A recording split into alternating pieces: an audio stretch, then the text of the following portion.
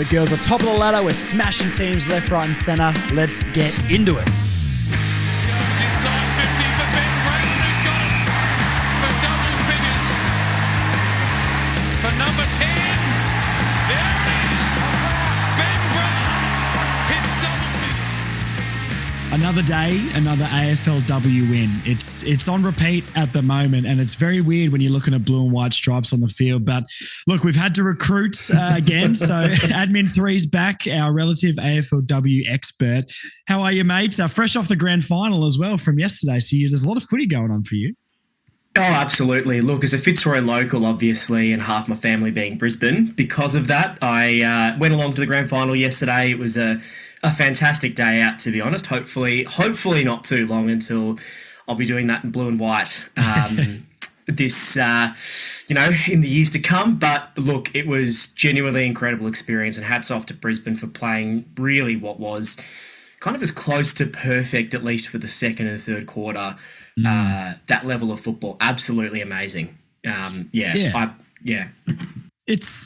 It was. Oh, look, we've already got. I can give you my thoughts really quickly.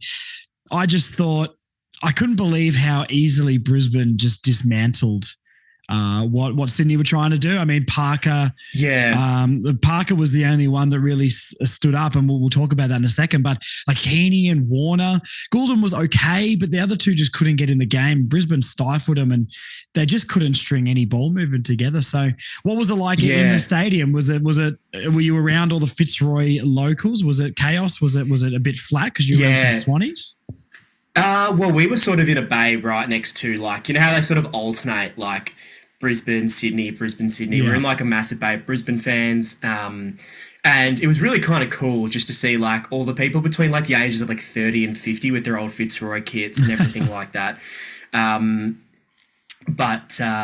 People who were young enough to grow up with Fitzroy but old enough to remember it being taken away from them. So it was pretty special sort of seeing this for them as well. And, you know, for a lot of the younger fans who didn't really grow up with the 01 to 03 era of Brisbane, kind of see that. But look, in terms of the play, Brisbane just kind of played the game completely on their terms. And it's interesting because we always talk about Clarko trying to do like a kick-stop sort of style of play with North. Yeah. Brisbane is the kind of team that I've seen, they kind of do what we're trying to do, but absolutely flawlessly with no mistakes. But as well, they're dynamic enough that they can have a very quick kick and stop, but then a quick overlap handball to a really fast mover, and suddenly shift to that really quick, fast running carry style of play.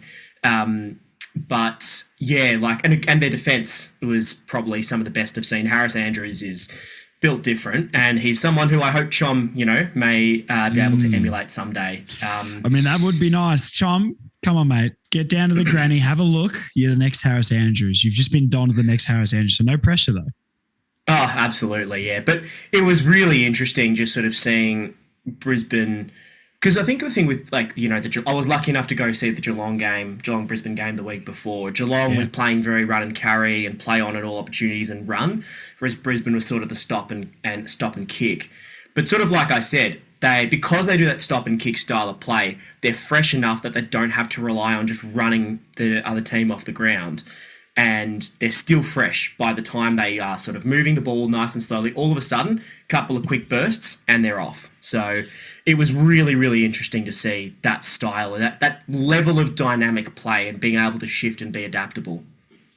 It'll be us one day, mate. Don't you worry. And someone that's going to help us do that one day. You're our spy on the ground. You're our eyes at the game for our hopefully potential next recruit. Luke Parker. You were there. Agent Admin 3 was there. Tell me what you saw, mate. What is he bringing to the club? Well, I think, again, he was quite a mature head, obviously. By the time he really began to assert himself into the game was done. But, 3 goals, 14 touches in what was a pretty ordinary day for Sydney, I think is probably as good as you could have gotten. He's the kind of player, he has those sort of booming moments out of the middle and being able to win those sorts of clearances. He's kind of like a more bullish LDU, is the way I sort of describe him. So, whereas LDU may not necessarily be as deep in the contest and really trying to, crash and bash, Parker has that polish, but he's also gritty enough to be able to get in and get out with the footy where there's really hard contested possessions that maybe LDU doesn't do as well. And I think they could complement each other really well. And he sort of pops up sort of everywhere throughout the ground. He was kind of always there, whether or not he was able to get any of the footy. He was very hit and miss. But of the few Sydney players that really kind of stood out, he kind of had, a little bit of an impact, but obviously it was a tough day. Nothing really went right for them. But yeah, he was the most prominent of some not very prominent players on the day.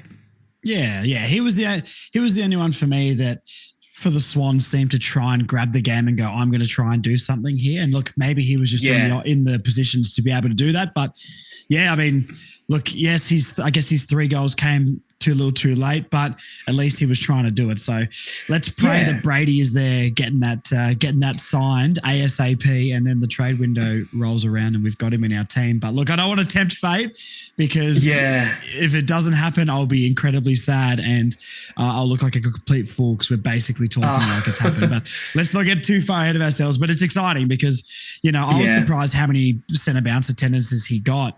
I know he goes in there a lot, but he was in there a lot, and I don't know, he just does bring that toughness. He'll tackle, he'll dive on the ball and get it out. And if he's in there with a Sheasel, a Wardlaw, or an LDU, that makes me excited. So look, if you were loud enough of the game to get a word in, mate, and scream at him and say, I'll see you next year, champ, then hopefully you were part to play in us signing Luke Parker.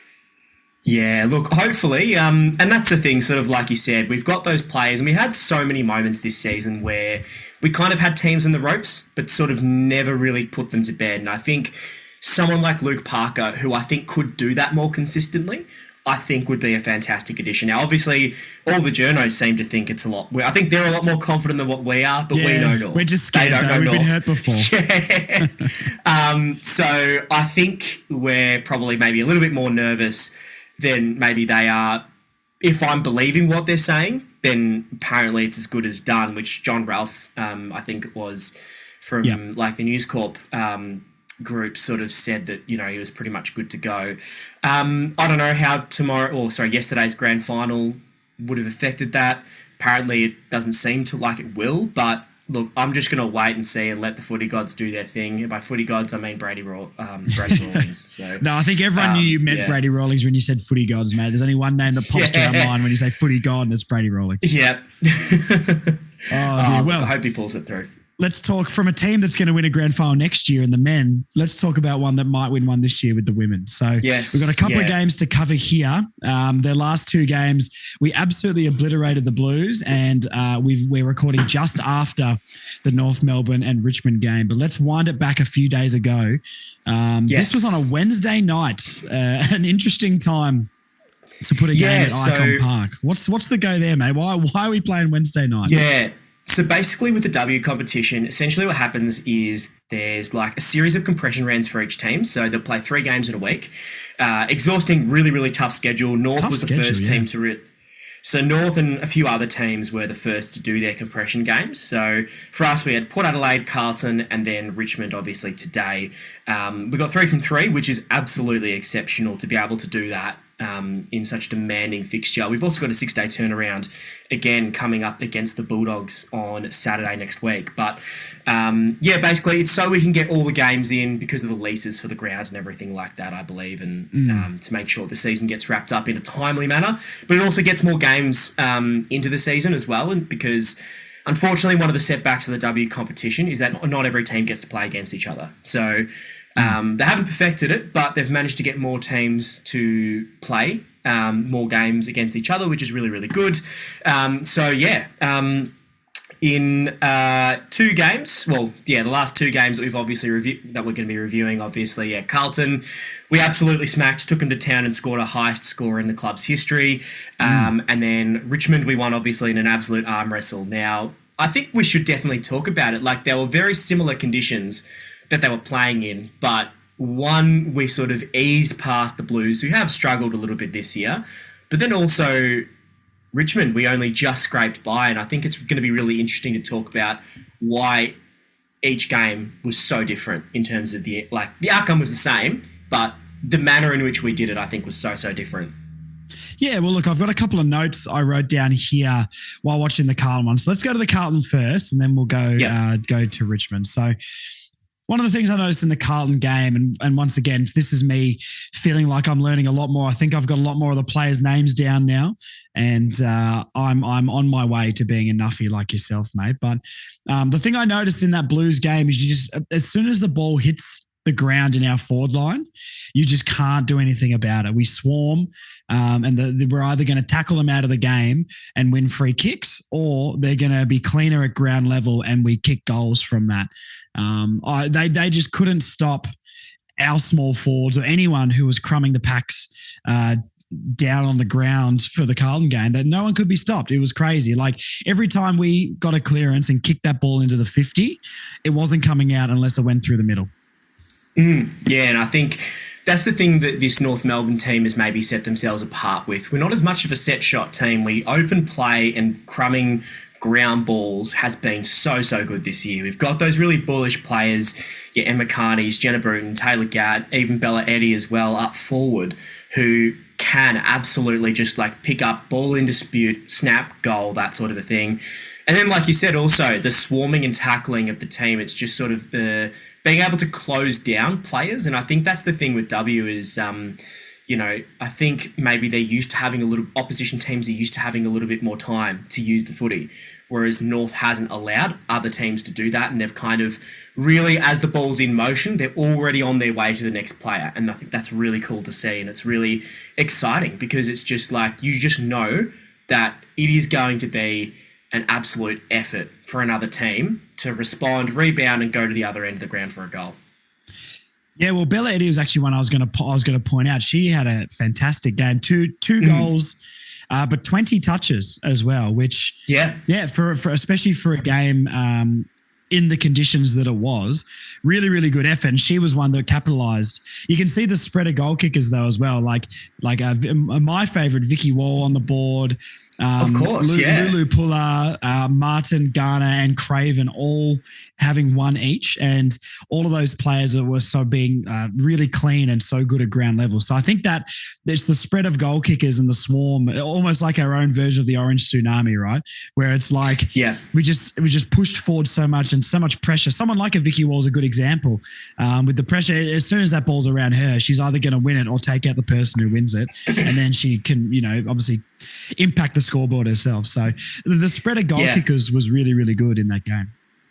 Yeah, and I think I sort of said this earlier on in the season when we played Brisbane, is the thing with North, like with the women's team, is that we just have so many goal scorers in the side. Like you can have confidence that every single player that goes forward, they're probably going to get something out of it, and they're probably going to get some points on the board. And I think it's just, you feel so much more confident sort of saying that. And I think maybe that's something that may be a bit of a difference that we're starting to see as W sort of develops compared to the men's. That you're not going to have as many key forwards. You're going to have more of a diverse spread of players. And instead of it being how many times can you get it to your best forward, it's going to be how many players can get forward and kick goals. And I think having that sort of diversity, I think, is really good. Adds a bit of depth, because if we do have one of those forwards that doesn't stand up, like Kate Sherlaw, for example, fantastic game the previous against, I think it was, which game was it that she kicked Port Adelaide, was it? Yeah, I think it was Port actually, but no, it wasn't Port. It was actually the week before against the D's. Okay. In that Carlton game, she wasn't anywhere near as present. She had a fantastic game, obviously, a few weeks before that. But even though she's not there, didn't play. Sherlaw didn't play in this one. I think she was either rested or injured. Yeah, correct. Yes. So that's the thing as well with the compression rounds. There was a bit more rotation as well of players. But that's the thing. We don't need a player to kick 5 goals to get us over the line. We don't need that sort of Nick Larkey style figure in the women's team. We've got everyone that can score a goal, which I think gives you a bit more confidence that if one goes down, you're going to have 5 others that are going to be able to step up. Yeah, Talia Randall got 3 of her own as well. I don't know if that was from free kicks, because she only took 1 mark in the game. I'm just trying to remember back to what her goals were like. I don't know if she won free kicks or not, but 3 goals from a tall in those conditions as well. I don't know, our forward line just seems so dangerous. There was some, what did I write here? there was what's her name? O'Loughlin. What's her first name? I can't remember. Alice O'Loughlin. I found she was great all day, and I can't believe she only ended the game with 16 touches. I felt like she was the best on the ground just watching it, but maybe it's because the others are so consistent. I mean, it's almost like back in the West Coast prime with Judd Kerr-Cousins when you've got, Riddell, King and Garner sort of operating around that midfield. They just do what they do, right? Like Ash Riddell in this game, 36 touches. I mean, just did what she wanted on the field. 7 tackles as well, and 6 from Mia King. I mean, that midfield is terrifying. But then, the reason just like in the men's competition, like Bella Eddy steps up with 20, Carney's fantastic, but maybe impacted the game more through the midfield off halfback with 23 touches. Everyone's getting like high teens until you get to Riddell at 36, which is ridiculous. But I don't know. This was just a massive spread of contributors, and I don't think we can be stopped if everyone is contributing, because I've got another note here saying our midfield link up in transition was unbelievable, and that's someone like a Carney starting that. But I found Riddell was everywhere around that halfback and the start of the transition, and her even ability to switch or find the person running through the corridor is so good. Her handball is one of the best I've seen in the AFLW, and she got 36 touches. She did what she did, right? Yeah, exactly right. And it's sort of, seeing her sort of start off halfback, it's almost Sheasel-like, isn't it? Or maybe Sheasel's almost, or maybe Sheasel's almost Ash Riddell-like. I don't know, one of the two. But it's just one of those players where she's not necessarily going to be as bullish as like Jenna or like Garner or Carney, but just, starting that chain and just being sort of clean, not necessarily in that contested space. It's just getting going and then just transitioning the ball forward. Fantastic. So, yeah, really, really good to see. But that Carlton game, don't think I've really seen sort of as perfect of a match so far just yet from what they've given so far, but really, really keen to see if we can replicate that. Yeah, and our defence as well, like Libby Birch down there just doesn't get outmarked as well. Like every time, I know obviously there's not as much contested marking in the AFLW in general. It does come to ground a lot, but you never see her getting outmarked, or our whole defence in general. And as soon as that ball, just like the forward line, as soon as that ball hit the ground, we were always favourites to win it, and we always had numbers around the ball. So, and that's where, Carney can scoop up, and then you go to your Riddells and your Kings and Garners through the middle, and the transition was terrifying. Vicky Wall in this one as well. It's Vicky Wall watch every week. Even if she does nothing, I'm going to point out all the good things she does. She isn't the sort of player that gets a lot of possessions, but she makes everything count. But she also does all the 1%ers. Just not necessarily just tackles and things like that, but just pressure around the ball. She only had 3 tackles in this one, but it was pressure around the ball. It's attempted smothers. It's pressure acts to get the ball to turn over. And once again, like I said before, that she's around the area, because as soon as any of the opposition defender picks that ball up, she's going to be around there somewhere to hurt somebody. So I think she's become my favourite player, but also a little bit of an unsung hero. Not going to get the most stats on the board, but the 1%ers that she does is unreal. Yeah, absolutely. And I think it's not necessarily just Vicky Wall as well. Like you said, it's a team of contributors as well. And I think that is just going to be something that maybe will be just sort of a difference with regards to W, is that more successful teams are just going to have everyone kind of doing a little bit of everything, whereas you're going to have people who may just, sort of play a specific role in the men's comp. Your defenders tend to stick more in the back line, your forwards tend to stick there, your midfielders, may sometimes go forward, but not as much, I think, as the women's comp. And I think, Vicky Wall, definitely one of those contributors, but I do think it is harder to sort of look at one or two standout players, because at the moment, like, a well-performing team is just going to have so many. Yeah, no, for sure. Is it Tripodi? Ruby Tripodi, yes. Yeah. These are some of the other names that, like once again, we've like King, Riddell, Garner, like they're always going to be there. They're always going to be getting mid-20s to 30-plus touches. But Tripodi was really good. I thought Gat was really good. And then Tess Craven is someone I've pointed out that I always see doing the little things. These are these smaller players which all contribute and then make everyone as a whole look better, and they can get it to your Randalls and that sort of stuff, and your key position players to do a little bit more. So look, an overall performance, I mean, 10 to 79, 12 goals 7 to 1 goal 4. It's 79 points in the AFLW is about like 150 points in the men's game. So it's an absolute belting. Looking at some stats here, just of the overall teams, I mean, we had nearly 100 more disposals than them. And handball, like 56 more handballs than them, inside 50 domination. But then you look at efficiency inside 50, and this is one that the men's team gets stuck with all the time, but we're 52.5% efficiency inside the 50 compared to, I mean, look, it's a dog day for Carlton, but they were at 18.5% inside 50. So,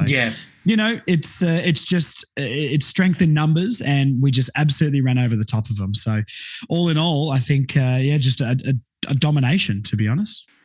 Yeah, a very complete performance, really. And that's the thing as well. It's just like the denial of other teams even getting the footy, I think it's really as complete a complete of a performance that I've seen from them so far. So really, really exciting. And then today's game, Richmond. Yes. So 3 goals, 9-27 to 2 goals, 3-15. You were touching before, you're interested to chat about the similar sort of conditions, but very different games. What do you think made this game so different? What we sort of got brought down to the opposition's level, perhaps, but what made it so different? Why didn't we replicate in the wet down in Tassie what we did up in against Carlton? Well, look, a few reasons, I reckon. The first off, obviously, the field at UTAS was much more heavily rained on. It was a much wetter day. But also Richmond is a better team as well. They did play on their terms a little bit. It was wet weather as well, so maybe sort of brought down our ability to run and carry the footy kind of as well as what we usually do.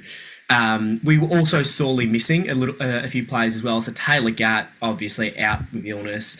She's the kind of player that, like you sort of said, with regards to closing in and getting those quick tackles in, like she's one of those players. As soon as someone tries to go forward or try to get a bit of run and carry going, she's the kind of player that really just goes in, tackles, holds the footy up. Even if it's not holding the ball, she can kind of do that really well. Also, kind of going down with a hamstring was really quite concerning, but we held up fantastically. She is that sort of, crash and bash sort of player, which in the wet is going to be, also missing your skipper as well is never going to be a good thing. But having that sort of player who is going to be a bit bullish in wet weather conditions is all the difference, because, having that ability to grab the footy when it's not easy to do that is always going to be infinitely harder, and sort of missing her was quite the issue, to be honest. And Richmond were kind of able to, just still do a lot of damage, take it up to North, and they were able to sort of maybe level the playing field in the absence of those two sort of bullish players.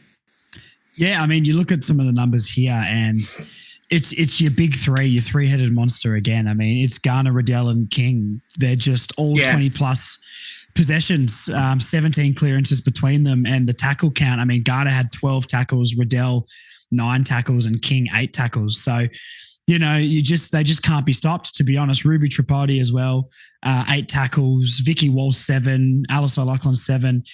I know it's scrappy conditions, and it maybe does make tackling slightly easier, but they're the important 1%ers, I guess, in games like this that keep you in close to tight games when it is wet. I mean, clearance wise as well, Ruby Tripodi, 7 clearances as well. So it looks like in this game, and I'll just find the team stats on this. Our ability around the stoppage is really our dominance in this sort of game when it is this wet against the Tigers. I mean, we lost the hitouts 35 to 41, but 35 to 24 clearances. So it was really, really good, because all of our stars or our main players stood up, and then we got contribution again. I mean, Richmond did come out a little bit better than us. They got on the board first, and on a day that there was only 5 goals in the whole game kicked. To claw that back after, I think it was 8-0. We only scored a couple of points in the first quarter from memory. So a 12-point win in grubby conditions wasn't the best game to watch, that's for sure. But it's just one of those, just get the job done. Yeah, exactly right. And I think in those sorts of conditions, when it is so heavy, it's just a matter of like slogging it out. And it's almost attrition in the way, like who can last the longest. And fortunately, it was us, but I do think, that composure in the last quarter to really, when Richmond was challenging, to really hold on. They obviously got the goal 9 minutes in and it was game on. Could have gone either way at the time, but then composure, again, Jasmine Garner stepping up and getting the winning goal, I think was fantastic, really, to see. But, like you sort of said, we even with, and that's the thing as well, it goes back to that whole, if one player goes down, we've got 5 others to take over, with Ruby Tripodi stepping up with the absence of Memakani and being able to win those clearances so consistently as well, I think is really, really great to see. So that sheer depth that we've got across the board, having 3, 4, 5 players being able to take over in the absence of one, I think is really good to see. We're never going to be worried, as opposed to last year, say, in the grand final, where Jenna Bruton really kind of was the difference, and losing her, we didn't have someone in there to be able to sort of take her place. If that would have happened, and God forbid, if that would have happened in, an important game this year, I'd feel a lot better because we do have those players that can do that. Yeah, and it's good to see us as well. We're so used to dominating teams, and it's basically done in the second quarter. Like, you can just tell we're on top. I know the Geelong game was different, but a game like this, it's good to know that we can scrap it out and still get the win in those conditions and don't have to play free-flowing footy. We hit the lead, I think, late in the second or early in the third, but it was only a couple of points. And then, sort of late in the third quarter, we kicked away and then were able to hit, hold that and build upon it. So it's good to see that if the conditions are flipped, we don't get our game or our ability to win taken away from us. We can win in different ways. Yeah, exactly right. And that's the thing as well. It's just having that versatility. And again, I think that just sort of has something to be said about just having so many people that can do multiple roles, is that we're able to be dynamic and we don't have to rely on a specific style of play because, obviously we've got that sort of style of play which relies on an Ash Riddell sort of running up the middle, that run and carry play, which you can't do in the web. But being able to switch and instead be a little bit more bullish. And again, this comes back to us, again, having that really good ground ball ability, which in wet weather footy, you're going to have that because you cannot win wet weather footy without being able to have good composure on the ground. And we were able to do that really well. Yeah, and the last sort of stat that pops out at me here is Libby Birch with 4 marks. And in a day like that, having one of your key position players be able to still mark the ball, that just shows a little bit of dominance for me. I think, if it's wet and your key position players are still producing and being able to mark, then you're going to be on top. So a good scrappy win, a hard-fought win, very traditional local footy feel about that one instead of the free-flowing game against Carlton. So, yeah, you're right. In the space of a week, we've had very, very different types of games, but been able to get the win regardless of what type the game is. Exactly right. And that was the thing. I was worried about this game with Richmond because they are a very good team this year. They were third at the time of before the game. And I was sort of, thinking, are they going to, are we going to, are they going to run over the top of us? Are we going to have that same composure in very different conditions? And fortunately, we were. So I think, we, if we're able to do that, it's really exciting to see what we can do later on in the year. And we've got some pretty, I would say, winnable games. And it's just, they've got to really follow through. We finish with Sydney, not Sydney yet, actually. We finish with the Bulldogs. Then we go with Sydney, then the Dons. And I think those are pretty winnable games.